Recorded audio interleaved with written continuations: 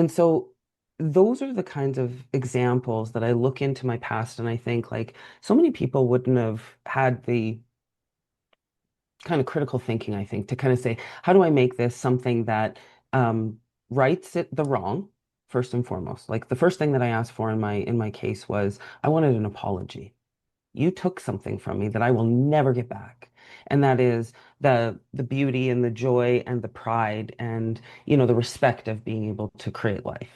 That was tarnished. I'll never get that back. But that's okay because what came out of it was still the beautiful, beautiful child that I have. But secondarily, I knew that I was the third woman that they had done this to. So I was like, I will be the third and I will be the last. And so that's kind of the mentality that I've always carried with me, right? And so from that job, I ended up staying in the Department of Justice. I Welcome to Sharpen the Spear podcast, where we help manufacturing executives command the front and win the floor. I'm Richard Walsh, creator of the Sharpened Impact methodology, and I've spent decades helping leaders transform frontline teams, unlock hidden profit, and capture capacity they didn't even know they had. If you want to see where your leadership gaps are costing you and how to fix them, head over to grittolead.com and run the free Sharpened Impact Simulator today. Let's sharpen your edge and get started. And we are back on STS Sharpen the Spear podcast with another incredible guest. Kait Dinunzio is with us today. And Kait, no one knows Kait as well as Kait. So, Kait, I need the backstory. Bring us up to speed so we can get into the conversation. Well, thanks so much for having me. I am a unicorn. I'm a unicorn. My first And unicorn. your first unicorn. My Here I first am. unicorn. You weren't even hunting for me. We just kind of found each other on the That's the old beauty of LinkedIn unicorns. cesspool. That's right. Yeah. Come on now. No, it's that's where ChatGPT gets its paycheck from is LinkedIn. But Right. listen, who I am a change leader and a transformation expert. And I've operated in the space of operational excellence and operating models, business improvement for oh gosh, about 20 years. Systems are my thing. My very first change project was redefining and implementing a Department of Justice for territorial government in Canada. So, I come from a long line of people who are military and public servants, and my father was a single dad raised myself and my sister in the very far northwest of Canada and was raised in fairly significant poverty. And one day thought, there has to be more to life than this. I can't just sit here and do what my dad did for 25 years and collect a pension and call that life. And so here I am, living life. That's awesome. That's awesome. You know, it's so great when it's actually a blessing when you're able to have that realization that there's more to this because people get stuck in where they're at even from a young age. Yeah, This is all they know, and they don't either no one encourages them or they just live that life. But when you see it, because I did something similar, it's like I have greater things to do. Okay, I'm not going to yeah, stay here and do this. I was similar situation. Like I got to go. And I went in the Marine Corps. Good place to start. But I figured out really fast that's probably not. I'm not going to be a lifer. I don't take direction super well. So I have to. I went on from there. But it's so good that you had that early realization that really kind of brought you forward. So where'd you go from there? We just talked about your first change thing. Like what? Excuse me. What gave you the what gave you kind of the insight or the internal desire, like, I can do this? Like, how did you that? Because your first thing was not some little thing. no. Okay. So, And what made it actually, well, what made it more complex though, I was already working for the DOJ, and it's interesting how I got into the Department of Justice. I came in as a casual, and I came in as a casual after I had been fired from a job in a mechanical department of an airline for being pregnant. ah, And yeah, yeah, you know, just a little bit of breaking the law there. And, being raised by a single father, I was pretty much raised by wolves. And so it was jail guards, gold miners, mechanics. those are the guys who raised me. And, I tell the story. I recently just released my first book, and it's called Unbreakable: From Abandonment to Abundance and the Strength to Lead. And in that book, I actually outline the personalities of these very bizarre but wonderful humans who helped raise me.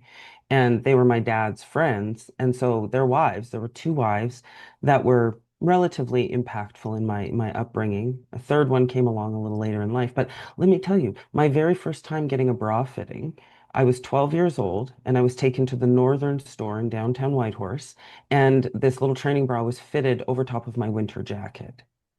So, like, demure is not really part of who I am. I went to finishing school. My dad sent me to finishing school, and it's not because we had bad manners, but he was just like, this one, we really, really messed this one up a little bit. She's a little bit too much of a tomboy.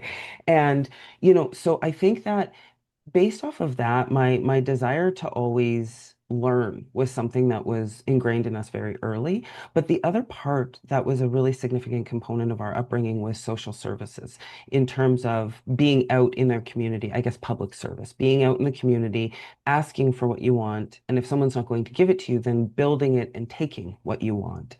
And so by the time I was 17, I had no animosity with my father, but I was like, okay, I got to get out of here. I'm not going to do what I want to do. I left the territory, ended up coming back after I got married. My ex-husband didn't want to live in the city anymore. But what happened was we ended up having our daughter. And in the process of that, like I said, I got removed from a job for being pregnant. And I phoned my dad and I said, listen, like who's going to hire pregnant lady. I need a job. I just quit one to take this one. And he said, let me see what I can do. And so he went to the HR department of the DOJ and he talked to this lady who, incidentally, small towns are going to small town, was the justice of the peace who married my ex-husband and I. And so she found me a casual reception position at the Department of Justice in their law, and basically in the law firm for the government. And what was really cool about that was that they gave me a really fantastic foundation because the legal assistants and secretaries were very, very busy. It's a lot of family law representing health and social services, maintenance enforcement, territorial crown, you know, the you have a poacher out there and he gets caught and it's the Crown that is prosecuting. You have somebody who's drunk driving, it's the Crown that prosecutes. So in the end, what ended up happening, I was so bored because it was a reception position. And like, so literally my only job was to answer the phone and make sure the lawyers signed in and out and then run papers around the, the courthouse. So I started going to the legal secretaries and assistants and saying like, do you have any work that I can do? Like, I am so bored. Like, I just need something to do. And so they would give me things like filing, running things to the bench. Maybe it could be actually even helping them draft orders that came out of court. So I was sitting there as a secretary, legal, like not even a legal secretary, just a receptionist doing all this work. But then they had court cases. And what they would do is they would build briefing books. And so I took this knowledge and I said to myself, I can do this for my own case against this airline that fired me. And they gave me free access to the law library because I was working for the department. And then they gave me free access to all of the past precedent of Canadian law in this system called CanLII.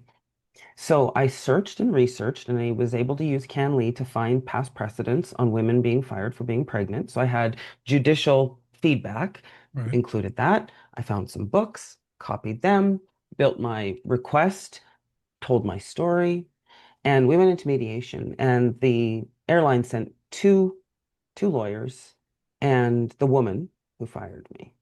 And I went in with my dad, who was a corrections officer for 25 years, case manager. And we walked out, we won.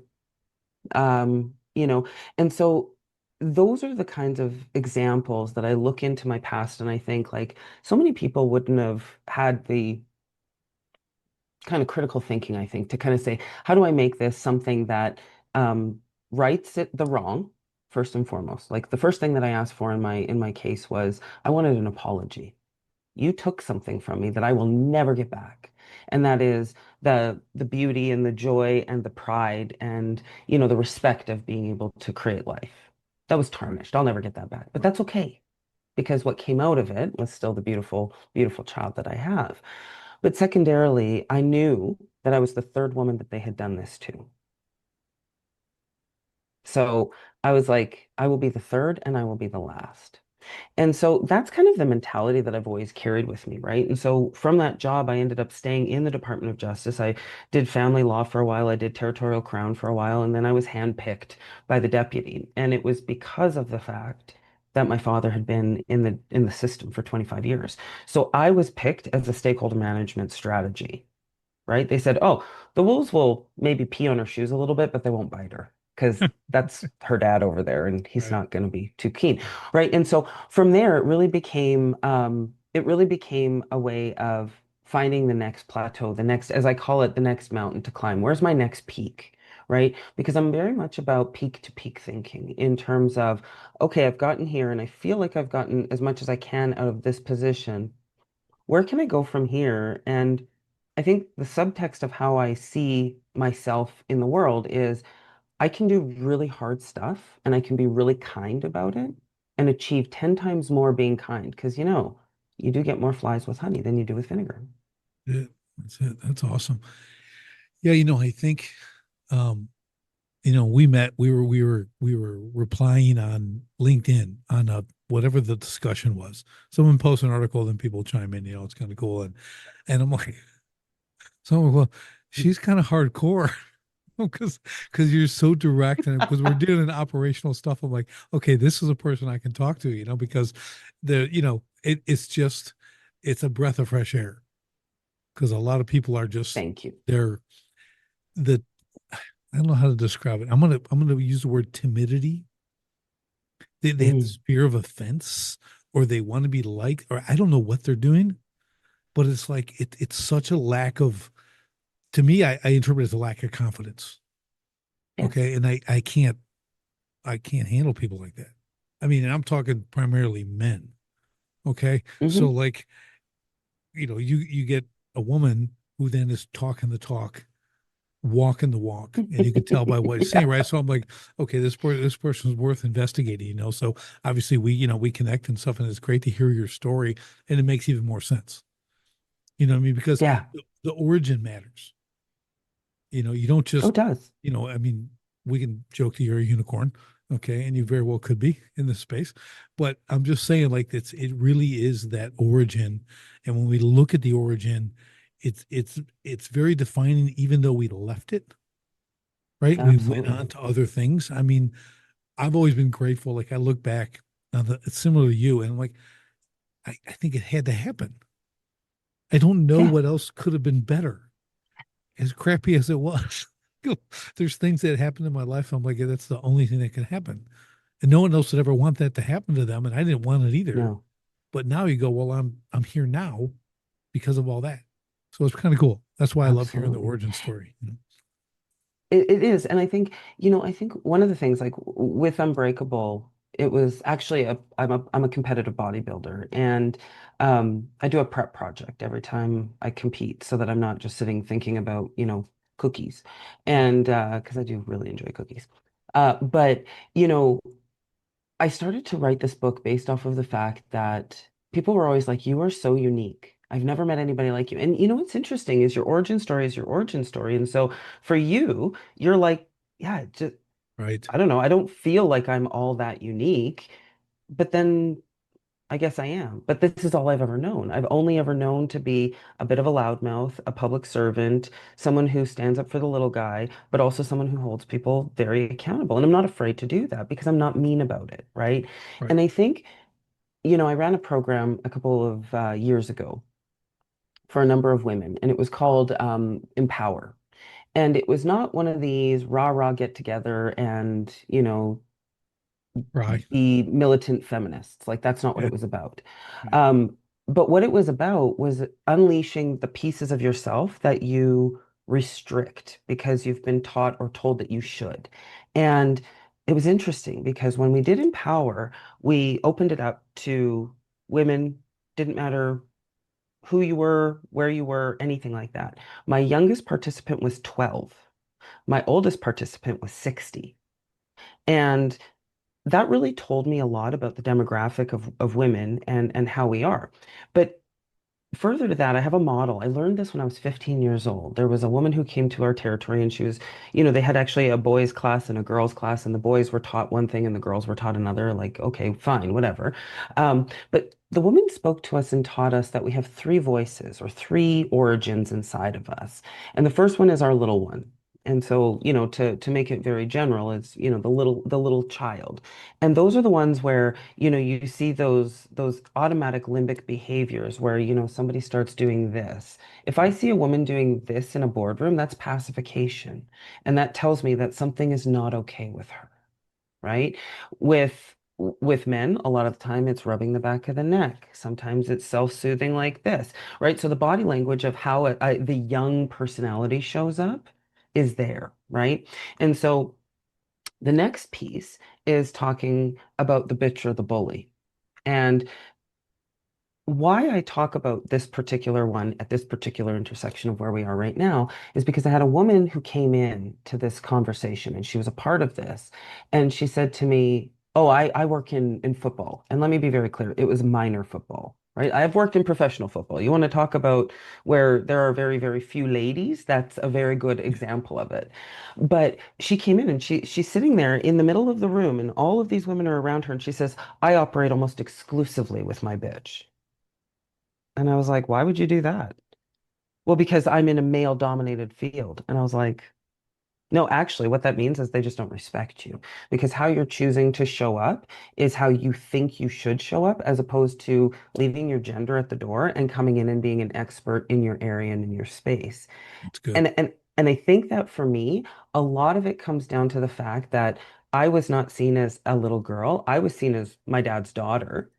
And I was told, and it wasn't you can do anything you want. It was if you want it, you must work for it and go out and make the life that you want and take the things that are important to you. And and for a lot of people, particularly women and women in business, that is not a probability for them because of the fact that they don't know where the fine line is between the bitch and the wise one, right? And so that's the third component is the wise one is the one that's made up of experience. The wise one is the one that is emotionally regulated, has strong resilience, and is a systems thinker, someone who looks and says, if I do this, where will the ripples go? And how will that impact my operation, my family, my job, my career? The viewpoints of people in my community, like it's all of those different things. Instead, we want to be seen as an authority as opposed to someone who is actually capable. And so I think that's where you see the breakdown. And that's where, in a lot of spaces, you don't see women in operating areas because they operate too much with this central personality and not enough with this personality over here. Or you see a blend of these two when they start to get Yeah. uncomfortable. That's awesome. That's really, really well, structured, that description, right? And I think you hit the nail on the head here where although I've had the opportunity to work with a lot of and be around a lot of I don't know I don't want to call them professional women. Okay. They're in these professional roles that they have that. There's a Yeah. confidence in what they do. They're excellent at what they do. So it's not a I don't know, a gender thing, right? Like, man, they have No. this respect because what they do, they're great at what they do. Like that's where Yeah. my respect goes to. I mean, they're women. I mean, I get it, right? It's all that. I'm not disrespectful, but No. respect for what they do puts them on a different level, right? Because to me, I'm always about competence. Like competence Bingo. matters, right? Like if you're not, it Yep. just I don't care. You could be the best looking person in the world, but if you're incompetent, it gets ugly really fast. Okay, Fast. you know, Fast. I can't Yeah. I Well, can't separate the two. That's just me. no, I feel it. I feel it. And I learned lessons. I always say the early bird gets the worm, the second mouse gets the cheese. And Right, I always say I like eating cheese, but as a bodybuilder, we don't eat a lot of cheese. right. But I don't like making the same mistake twice, ever. And I don't like looking foolish. And I don't like looking foolish when it matters even more. And so I can remember a time early on in my career where I was getting a little big for my britches and I got put in my place or I felt some kind of way about it. And I have a rule. I have a rule. I don't talk about things I don't understand. If I want to participate in a conversation because I feel like I have something to contribute, before I respond to something, I tend to go away and research and read and say to myself, do I truly understand what it is that I'm seeing here? Because I think that if we just like, and this is, I think, the biggest issue that I see with like a forum like LinkedIn is that everybody has an opinion and everybody is an expert and everybody has some story that relates to, how eating ice cream with their child taught them something about private Oh, equity on the hate weekend. those. And Hate those. it's just, I know, it's just like stop the performative Yes. bullshit, frankly. Yeah. Sorry, I don't know if I can say that, but the performative nonsense that we see in the day to day is this keeping up with the Joneses. And it's interesting. I had a conversation with my daughter. She's 21 years old and also in operations, right? So she works in the same field as I do. She's kind of coming up behind me. And we're having this conversation about how, people, when she goes out with her friends, they'll be like, oh, so where's your mom going these days? And what are you guys going and doing this? Like, listen, I only share certain flecks of who I am on my social media. So if you see me and the only time you ever see something from me is when I'm in a gym doing tourism, when I'm on a plane heading somewhere or doing whatever, like, yeah, I'm sharing some of these wins. But you know what? She said to me, what they don't realize, Mom, is you are one of the most boring people I've ever met in my life. You eat egg whites and cream of rice 4 times a day and go to bed by 9 p.m. She's like, these people have this big vision of who they think you are. And she's like, but you're really boring. Well, that's the lie of social media. Yes. It's all highlight reels. Yeah, It's everyone's absolutely. best life. It's like, man, what that's I don't even post anymore. Okay. I do articles Yeah. stuff and I'll do a video a week, but like all the other social media, like I said, I'm on LinkedIn. I don't do anything. You look, it's just No, the only one hanging out are the crickets. Okay, because bingo. I'm not interested in any of that. I'm working. I'm building a great Yep. thing. I don't have time to go like show what I don't care. I don't care what they think. I'm like, I'm not out to impress anyone. I just want to do, I want to achieve great things, and I don't need the world to come along with me. Do you know what I No, mean? I don't, no, talk to me later. I'll check back in 10 years. I'll show you all the incredible stuff I've absolutely. done, and I won't have any pictures of it, but we'll have a heck of a conversation because, But because that's I got exactly it. it. Why wouldn't we want to just live life and do good? And again, it is very performative and it's about how people feel that they can position themselves in the world. But listen, I mean, I get I'm one of those operators who receives repeat clients because of what I deliver, not because of what I Right. say. That's it. Because That's it's, it. when I go into an organization, if I'm, building, auditing, improving an ops excellence plan, for example, or, a system, those are things that I can't talk about. I'm going to protect the client's privacy at all Right. costs. And end of the day, if I do a really good job with that, they're going to refer me to somebody else and somebody else is going to want to call Yeah. me. And, you know, the other side of it is exactly what you said. I am way too busy making tracks and doing good in this world and adding value and creating value Yep. to just sit and talk about it. Watch my results. I don't need to tell you about them. You'll see Yeah. them. Yeah. You can reach out to me. Yep. Okay. I don't need to reach out to you. You know what I mean? It's like who's got time for that? So I'm totally aligned with you there, Kate. It's just I just wish more people had that sense of um I want to call it fulfillment because that's what it is. When you're working like Absolutely. you and I are talking about, that's fulfillment. Showing Hmm. yourself and your best side and whatever and what you had for breakfast, no one cares. Okay, the whole thing is like just leave all this, like go get busy. Yeah. I think I had enough like a few decades prior to any social media, and all that kind of stuff, which was awesome because I could get moving. I could get off a launch pad without anyone knowing. If I Hmm. didn't get off the first time, I get off the second time. So I'm not That's showing that right. stuff off. It took me 20 years till I could finally write a book about all my failures. It's like, and my oh Mm. yeah, and successes too. But the failures were far more important but I wasn't posting them Bingo. because first I had nowhere to post. I was living them and correcting myself from those and moving on to the next stage and, getting back on my feet. So I think, again, it's the proverbial every overnight success only took 10 years. Oh, These and it's people don't get the time in. They don't no. get the dues that are being paid. And the best quote I think I've ever heard on this topic is, you always start with the kids today. Okay, that's I've been saying that since Adam. Okay, but it's they want to be discovered, not developed. That's what Mhm. people want to. They want to be discovered, not developed. They don't want to go through the work. They just want to be an influencer, that kind of thing. And I think that Yeah, saying is where it's about. It's the development that matters. Back to the origin story. That was bingo. development. Everything else, trying to seeing what you want, going and getting it, taking it, right? That's the development aspect. And that's what makes you valuable.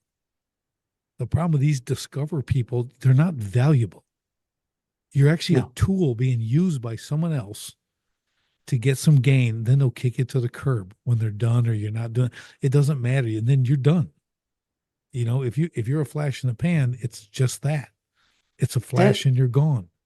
Right. So I'm building, I'm talking sustainability. I have to move, I have to yeah, pivot, I have to go to a different industry. We have skills that can transfer from industry to industry because of what we've done, what we've built, and what we've become. Right. And that's what people should be absolutely. focused on. Like you said, being competent, being this. I want to be known for what I'm not gonna say what you do, but how you do it. Because Absolutely. And how I you don't meet think people. yeah, exactly. I mean, because again, that transfers, right? It does. And I think this comes down to the multi-generational workforce that we're seeing now, right? And I've done a lot of research and work, and I've spoken at a number of, conferences kind of at the global level. And I say that not for credibility because like speaking doesn't mean that you know how to do it, but it's based out of the research that I've been done. I had a client who came to me, they were a drilling company and they said we can't keep staff, we can't keep roughnecks. And I was Right. like, oh, Right. okay. So and they had seen me at a different corporate retreat where I had come up and I talked about resilience because resilience is, that's the buzzword. The Yeah. buzzword is resilience. Just be resilient. And it's always like, yeah, but what does that mean? How do you be Right. resilient? And so um, when I look at my practice of how I improve or institute operating models, or even just an operation in general, it really does come down to four things, and that is we have our problem solving, empathy, emotional regulation, and self-confidence. And each one of us has a foundation that we stand on, and that comes from the origin story. And we're either standing on a piece of pristine concrete, a piece of concrete foundation that has maybe been repaired by a couple of masons, and some of us are standing on rubble because nobody was ever there to pick it up, right? Like I always liken it back to kind of like, you watch a Maury Povich show, you can tell where the fractures of those people were because they behave like 16-year-old kids in a yard. It means that in their Right. fractures of their resilience, that's where they've stopped. And so as we've started to see social media pick up and we've started to see exposure to different things around the world and different behaviors, as we've seen the acceptance of things that traditionally we would never have accepted in the past because, everybody deserves a yellow ribbon and we should all be, I mean, our boundaries and our desire to actually have a quality life have eroded as a result of social media and the reduction of resilience because we're not insisting that people be resilient anymore. We're insisting that people just show up. Showing up is half the battle. And if you were to read anything by Tim Grover, he would say showing up is none of the battle. If it Right. if it's a battle for you to show up, you've already lost. Yeah. But I'm not allowed to say that to a certain part of the generational workforce. I'm not allowed to tell somebody who is, as I classify them, the yellow ribbon millennial, that just showing up isn't enough, right? Right. And but here's the thing, is I can believe that just showing up isn't enough, but I don't need to say it in that way. What I can do is I can have some empathy for somebody and I can say, I understand why today felt like a tough day for you to show up. These are the five things that I need you to continue to achieve toward. Right. And so the thing is when we look at our workforce right now we're seeing about seven generations in our workforce, which is really like we've never seen anything like Yeah. this It's before. nuts. you have boomers who are still kind of hanging out. If you look, I mean, in some cases, you have people who are like tail end, like in their 80s and 90s, who are still hanging around on boards because they're capable and nobody's saying to them, like I work for a client and they were like, yeah, the guy's 88 and he's a real difficult person to handle. We have to manage him as a stakeholder for about 3 hours a day. And I'm like, well, I can tell you why your operation isn't being successful because you're not focusing on what needs your attention. You're focusing on somebody who's geriatric and actually needs a nurse. And, Right. so when we see those things, and then you see boomers who have these behaviors because they were raised by the silent generation, and we must work until we can retire, we must do things this certain way, we must hang on to everything we have because scarcity was the way that they were raised. If I give this up, I'll never get it back. And then you Right. have Gen X, but there's a couple of different flavors of Gen X. It depends where you sit. And then you Yes. get down further and you have my generation, which is zillennial. We have one foot in Gen X and one foot in millennial, right? We were raised with technology at a certain age, so we were fully formed and developed in our resiliency skills because by the time you hit about 12, you are fully formed in how you're going to behave with your self-confidence for the rest of your life. You have problem-solving skills, you have critical thinking skills, or you don't. And so when I was given the tools for social media and the internet, I was still like, I wasn't in that formative stage anymore. I was moving on. But then you look at millennials who are like proper millennials, and they were raised in the social media limelight. And that's when you started to see influencers come about. And then Gen Z. And now you have Gen Alpha entering the workforce. And Gen Alpha, my daughter only refers to them as the iPad kids. Like literally Yeah. like snorts every single time she says it. And so each one of these generations has these swings inside of them. And so, I look at, I would say the younger millennial, first generation Gen Z, they're very much either one side of the fence where they're out for blood and they're going to get anything and everything they want because they've got the cahoots to do it, or they're yellow ribbon and their mom was a helicopter parent because Right. maybe her mom wasn't there for her as a boomer in that Gen X. And so you see these dynamics playing out in the workforce. And so the way to get it, everybody's like, well, you just need to do reverse mentoring. And I'm like, that is the fine. You can do that. That's fine. Have a Gen Z teach someone something, that's fine. But there's actually different ways that we receive information, how we retain information, how we communicate with body language.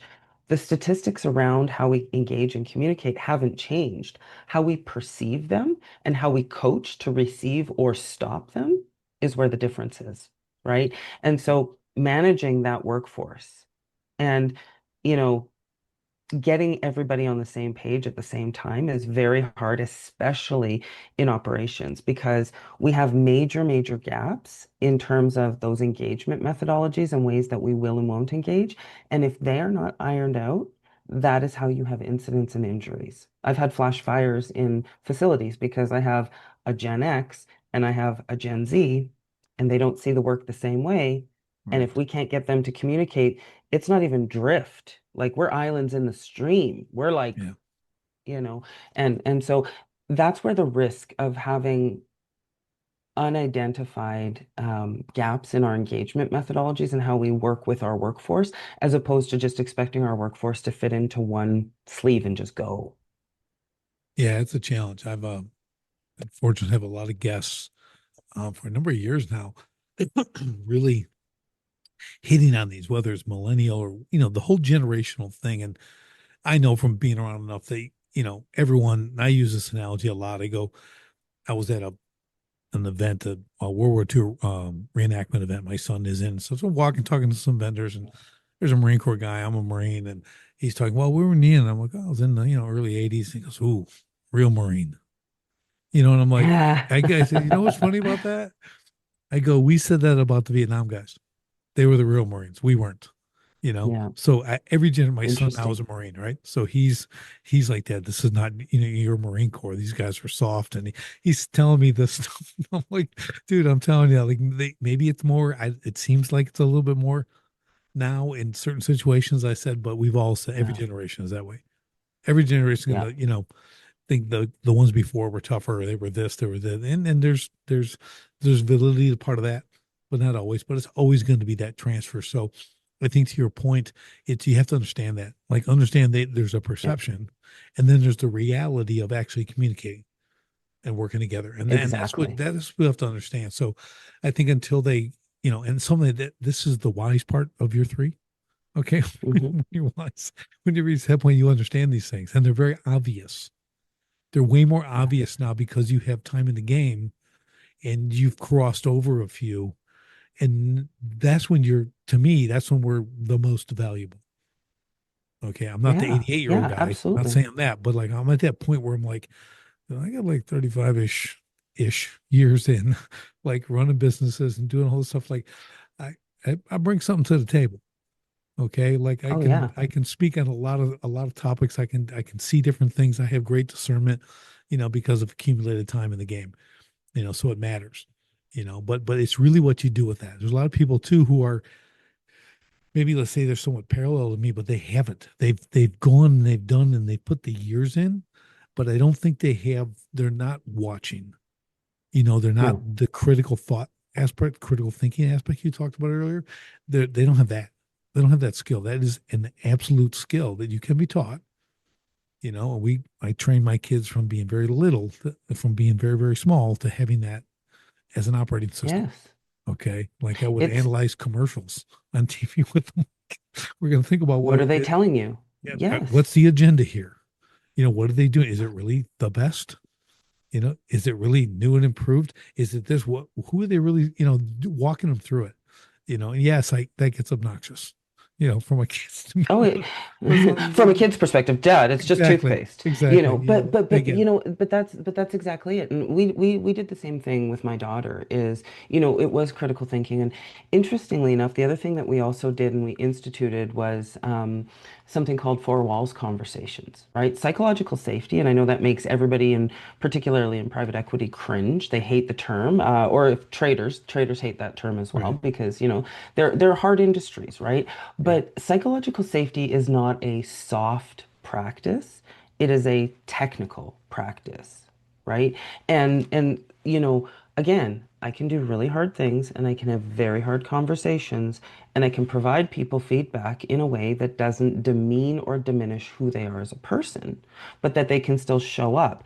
And I think a lot of that comes from trust. And, with four walls conversations, what those were was my daughter would be able to come home and have a conversation about anything, and she would know that her mother would not be dispatched to go and ruin anybody's life, basically. Because I mean, my family sends me a text and somebody's wronged them, and my first question is, would you like me to ruin them? Um, it's, I did that yesterday, Kate. Just I saying. literally, I I sent had to that. go. Yeah. Yes, but I have a daughter and I'm protecting my daughter. So it's Yes, okay. you know, side quest. My father literally had an application, a written application to date my daughter that he would pass to a boy with a pen, not a pencil, a pen, and he would clean a long gun shotgun while they filled it out. Yeah. Like I did not do I well. had a simple saying. I said, I just point to him and my daughter and I go, this is not happening. Do you understand me? It's not happening. She ain't ready for this. You definitely aren't ready for this. Okay. So Yep, this ends here. So my daughter yep. learned that she brings the guys that she doesn't want, who just she's really attractive and Need to hit be, them. And yep. come meet my dad, and we'll be at the gym. And I'm rocking the heavy bag. I'm doing. She goes, let me just introduce my dad. Oh And we my kind of go, word. hey, That is a so we great do that. It's strategy. just, it's awesome. So I'm like, we have that thing. You know what I mean? So, Yeah. so I love it. So it just gives me a chance That to was a flex a little bit, and it's good. This is it, right? We have something in our living room called the interview chair, and that's where all the boys would sit. It was the farthest position away from where I was sitting, and I always say to them, there's an order of operations here. It is education, athletics, and you. And if you find yourself out of position, I suggest you put yourself back into position before I have to. Yeah. And and this is but this is the psychological safety perspective, is that my daughter knows, your daughter knows that I am the excuse 100% of the time. Her friends think Mm. that I am the worst human alive and that I was the most restrictive parent. And it would literally be her sending me a text saying, they're asking me to do this. I don't want to do this. I'm going to delete this text afterwards. Say no. And then she would hit send. I would read it. I would like it, whatever. She would delete it. She would ask me, and I would say, unfortunately, no, it's just not going to work. I'm going on a trip and I need you to blah, blah, blah. Right. Yeah. And so that was me always showing up for her. And so when we look at the workforce, right, the ingredients of trust, I don't even know who wrote it down, but it's like this equation: credibility plus reliability plus intimate connection or emotional connection, whatever makes you feel most comfortable, all valued over our own self-orientation. Now, if you take it down a level, it's that emotional connection that you create with people that is where you either make or break psychological safety. I mean, certainly if you're not credible, you're talking about things that you don't understand or know about, you're giving people improper direction, you're not following through. That's a big problem. Mm. Reliability. I'm not doing the things I say I'm going to do. I'm not being present when I'm with you. Yeah. All of those things, they add up. But when you get into that emotional connection component, it becomes a critical piece. And what I think a lot of people believe is that, and in particular, a lot of consultants believe, and I find this consultants who work in operations, and I'll totally call out a McKinsey or a BCG. I've got no Yeah. problem with that. I fix their shit more than I can tell Yeah. you on construction sites and work sites. I have no problem telling them. I love it.